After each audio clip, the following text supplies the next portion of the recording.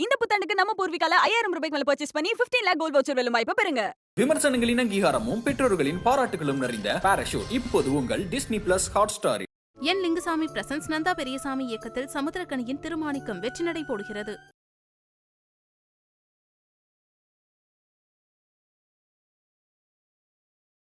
இந்த மக்கள் பாதிக்கப்பட்ட ஒரு விடயத்தை எடுத்து சொல்லக்கூடிய ஒரு கட்சியினுடைய போராட்டத்திற்கு தடை உத்தரவு இருக்குது அப்படின்னு சொல்லிட்டு நீங்க அனுமதி மறுக்கிறதுன்றது ஜனநாயக உரிமை மறுப்பு இல்லையா? அது விஜய் பத்தி எலைட் அரசியல்னார இந்த மாதிரி பர்மிஷனே தரலையே, இதுக்கு என்ன அரசியல்னு சொல்ல போறாரு?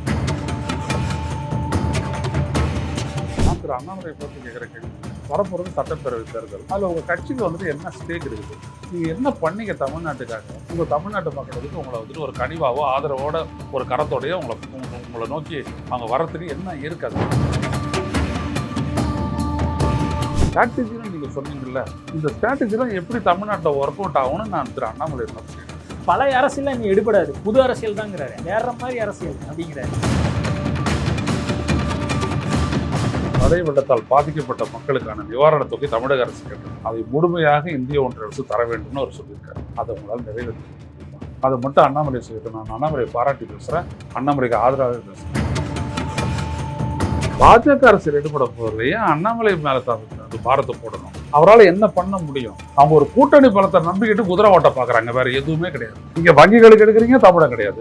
எல்லாத்தையும் தமிழனை புறக்கணிச்சுட்டு தமிழகம் மத்தியில் வந்துட்டு நான் ஒரு பலமான அரசியல் செய்வேன்னா யார் உங்களை எடுத்துக்குவா? நெய்வேலி லிக்னைட் கார்பரேஷன் இந்திய ஒன்றிய அரசுடைய பொதுத்துறை நிறுவனம், அதுக்கு என்ஜினியர்ஸ் எடுக்கிறீங்க, கிராஜுவேட் என்ஜினியர்ஸ் எடுக்கிறீங்க. எத்தனை தமிழனுக்கு எடுத்தீங்க? எத்தனை தமிழ்நாட்டுக்காரன் எடுத்தீங்க? புறக்கணிக்கிறீங்க. அப்புறம் தமிழை வந்துட்டு உங்களுக்கு ஓட்டு போடுவாங்க.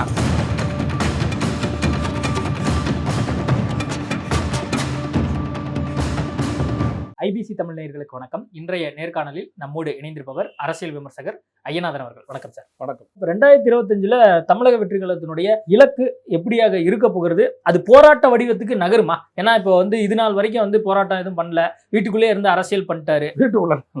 ஒர்க் ஃப்ரம் ஹோம் மாதிரி ஒர்க் ஃப்ரம் அரசியல் பண்றாரு. அப்படி என்னம்னா எவ்வளவு விஷயங்கள் நடந்துட்டு இருக்குது. 1 கோடி பேரை மெம்பரை சேர்த்துருக்குறாங்க. கட்சியினுடைய நிர்வாகிகளை தேர்வு செய்யறதுக்காக ஒவ்வொரு நாளும் அங்கே மீட்டிங் நடக்குது, மற்றவங்க எல்லாம் பண்ணிட்டு இருக்கிறாங்க. இவரும் ஒரு ப்ராஜெக்டை முடிக்கிறதுக்காக ஒரு ஜெஸ்டேஷனை கேட்டிருக்காரு, ஒரு ஜனவரி பிப்ரவரி வரைக்கும். அவ்வளவுதான். 2025 ரொம்ப ஸ்பீடா இயங்கக்கூடிய ஒரு கட்சியை தமிழக வெற்றி கழகம் இருக்கும். ரொம்ப ஸ்பீடா இயங்கும். பிப்ரவரியில மாநாடு எதிர்பார்க்கலாமா? மாநாடு எதுக்கு? அடுத்த மாநாடு இப்ப இங்க நடத்தி முடிச்சிருக்காரு. தெரியல அப்படிலாம் இல்லை. மக்கள் பத்தியில வருவாரு, அது என்ன ஃபார்ம்ல வராருன்றது பார்த்து. ஓகே, இந்த அண்ணா யூனிவர்சிட்டி விவகாரம் தொடர்பா சீமான் இன்னைக்கு ஒரு போராட்டத்தை அறிவிச்சிருந்தாரு. அவர் கைது செய்யப்பட்டிருக்காரு. ஏற்கனவே நேற்று ஒரு முக்கியமான இன்சிடெண்ட்டாக நடந்தது. வருண்குமாருக்கும் இவருக்கும் நடந்த விஷயம் மிகப்பெரிய ஒரு பேசுபொருளாக மாறிச்சு. இந்த விவகாரத்தை எப்படி பார்க்குறீங்க? இல்லை, வருண்குமாரோட அவருடைய விவகாரம் இன்னைக்கு கோர்ட்டில் இருக்குது. அதை பற்றி நம்ம பேச வேண்டாம், ஏன்னா தட் இஸ் சப்ஜுடைஸ். சீமானுக்கு இந்த பர்மிஷனே தராது அப்படின்றது அராஜகம்ல. இந்த மக்கள் பாதிக்கப்பட்ட ஒரு விடயத்தை எடுத்து சொல்லக்கூடிய ஒரு கட்சியினுடைய போராட்டத்திற்கு தடை உத்தரவு இருக்குது அப்படின்னு சொல்லிட்டு நீங்க அனுமதி மறுக்கிறதுன்றது ஜனநாயக உரிமை மறுப்பு இல்லையா? அது இப்போ இந்த இடத்துல விடுதலை சிறுத்தைகள் பேசட்டும், தம்பி வன்னியரசு பேசட்டும், இது என்ன விதமான அரசியல்னு அவர் விளக்கட்டும். விஜய் பத்தி எலைட் அரசியல்னார இந்த மாதிரி பர்மிஷனே தரலையே, இதுக்கு என்ன அரசியல்னு சொல்ல போறாரு? தொண்டறிக்கை கொடுத்து அவங்களை தூக்கி உள்ள வச்சிங்களா தாவேக்கானுடைய தொண்டர்களை, அது என்ன விதமான அரசியல்? அதை விளக்கட்டும் அவரு. எனவே இது தவறு. சீமானுக்கு போராட்டமே பண்ணாது 300 பேரை தூக்கி எடுத்து உள்ள வைக்கிறீங்க. சாயந்தரம் விட போறீங்க, வழக்கு போட போறீங்க. நேற்று ஏற்கனவே 225 பேர் தாவேகா தொண்டர்கள் மேல அந்த மாதிரி வழக்கு போட்டிருக்கீங்க. என்ன விதமான அரசியலை செய்யறாரு மு.க. ஸ்டாலின்? எதிர்கட்சிகள் எதுவுமே செய்யக்கூடாதா? ஹைலைட் பண்ணக்கூடாது அது மக்கள் மத்தியில? பேசுறா என்ன? அப்பதான் நீங்க பார்த்து அச்சப்படுறீங்க. அதை பார்த்து ஸோ அப்போ உங்களுடைய ஆட்சியினுடைய ஃபெயிலியரை வெளிப்படுத்தினா அது ரொம்ப டேமேஜிங்காக முடியுன்றதுக்காக நீங்க தடுக்கிறீங்க. ஓகே, பார்க்கலாம் சார். இப்போ நீங்க அந்த வருண்குமாருக்கும் சீமானுக்கும் நடக்கிறது ஒரு லீகலா நடக்கக்கூடிய விஷயம் நீங்க சொல்றீங்க. ஆனா சீமான் இல்ல, மேட்டர் சப்ஜுடைஸ், நீதிமன்றத்தினுடைய பார்வைக்கு உட்படுத்தப்பட்டிருக்குது. அப்ப நம்ம அதை பேசக்கூடாது, அவ்வளவுதான். அவங்க 2 பேரும் பேசுறாங்க. அது முழுக்க முழுக்க அரசியல் ரீதியாக அவர் சீமானை அட்டாக் பண்ற மாதிரி, இவரு அவருடைய குடும்பத்தை அட்டாக் பண்ற மாதிரியும் அப்படிங்கிறது பொது வெளியிலேயே வந்துடுச்சுங்க. அதுக்கப்புறம் அவர் நீதிமன்றத்துக்கு போயிட்டார்ல, நீதிமன்றத்தில் ஒரு மன்னிப்பு கேட்கட்டும்னு அவர் சொல்றாருல்ல. ஸோ கேஸ் இந்த கோர்ட்டு. அப்ப நம்ம எப்படி இதை பேசுறது? நம்ம ஊடகங்க, நான் ஒரு ஊடகவியலாளன், நீங்க ஒரு ஊடகம். எப்படி நீங்க கோர்ட்ல இருக்கக்கூடிய ஒரு விடயத்தை பத்தி இப்ப நீங்க வெளியில பேசுவீங்க? இப்போ அந்த கேஸ் ஆரம்பத்தில் போடும்போது அதெல்லாம் அப்போ நம்ம தாராளமாக பேசலாம். நம்ம பேசியிருக்கிறோம்.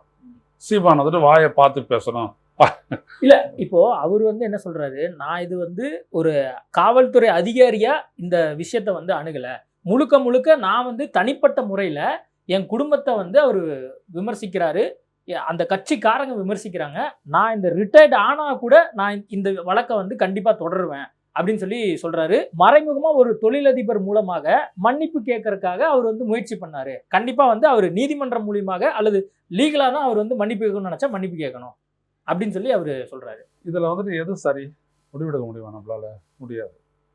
ஏன்னா அருண்குமார் சொல்றது அவதூறு, சீமான் சொல்றதுன்னா சட்டை கட்டி வச்சுட்டு வா. இதுல யாரை நியாயப்படுத்துவீங்க, யார் தப்புன்னு சொல்லுவீங்க? அப்ப வரையறையை தாண்டி போயிடுச்சுங்களா? அப்ப 2 பேரும் வரையறை தாண்டி பேசுறாங்க.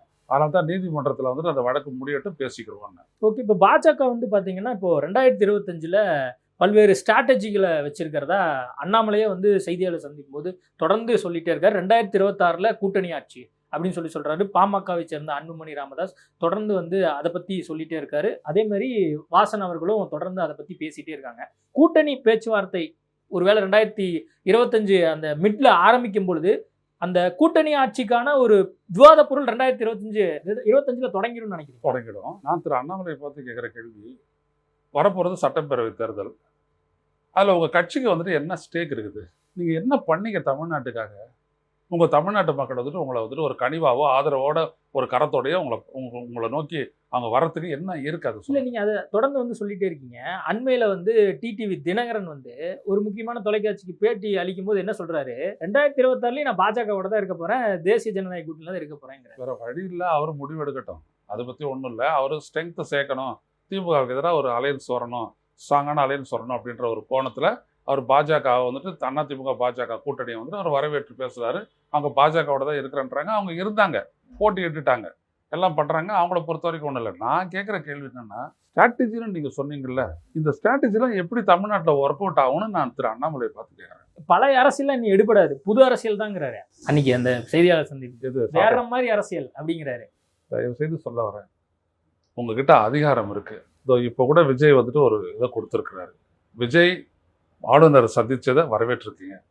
அதில் ஒரு முக்கிய கூறு, இந்த மாதிரி மழை வெள்ளத்தால் பாதிக்கப்பட்ட மக்களுக்கான நிவாரணத் தொகை தமிழக அரசு கேட்டது, அதை முழுமையாக இந்திய ஒன்றிய அரசு தர வேண்டும்னு அவர் சொல்லியிருக்காரு.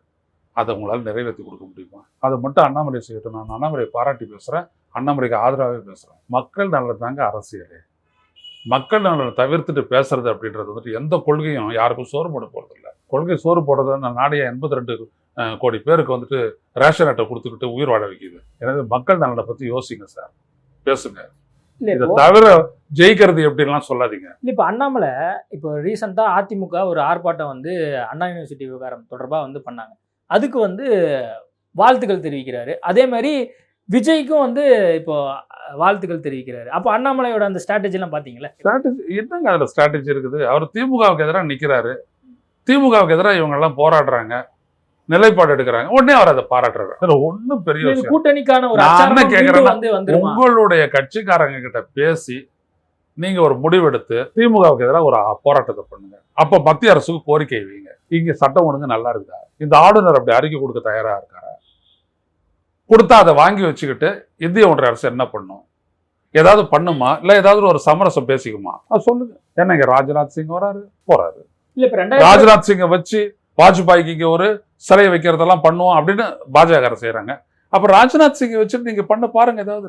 இப்போ 2024 மோடி அவர்கள் நிறைய டைம் இங்க வந்துட்டு போனாரு, பிரச்சாரத்தின் போது நம்ம பார்த்தோம், அதெல்லாம் ஓகே ரைட்டு. 2025 அப்போ ஆஸ் யூஷுவல் அண்ணாமலை அரசியல் எடுபட போறது இல்லை, பாஜக அரசியல் எடுபட போறது இல்லையா? அண்ணாமலை மேல அது பாரத்தை போடணும்.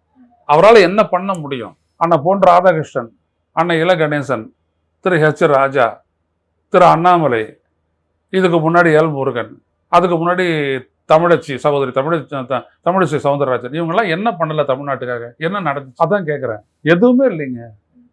அவங்க ஒரு கூட்டணி பலத்தை நம்பிக்கிட்டு குதிரை ஓட்ட பார்க்குறாங்க, வேற எதுவுமே கிடையாது. இதுவா ஸ்ட்ராட்டஜி? இந்த மக்கள் கேட்கறது செய்யுங்க. HVFல ஆள் எடுக்கிறீங்க, தமிழம் கிடையாது. ICFல ஆள் எடுக்கிறீங்க, தமிழம் கிடையாது. CVRDல எடுக்கிறீங்க, தமிழம் கிடையாது. திருச்சி பொன்மலையில் எடுக்கிறீங்க, தமிழம் கிடையாது.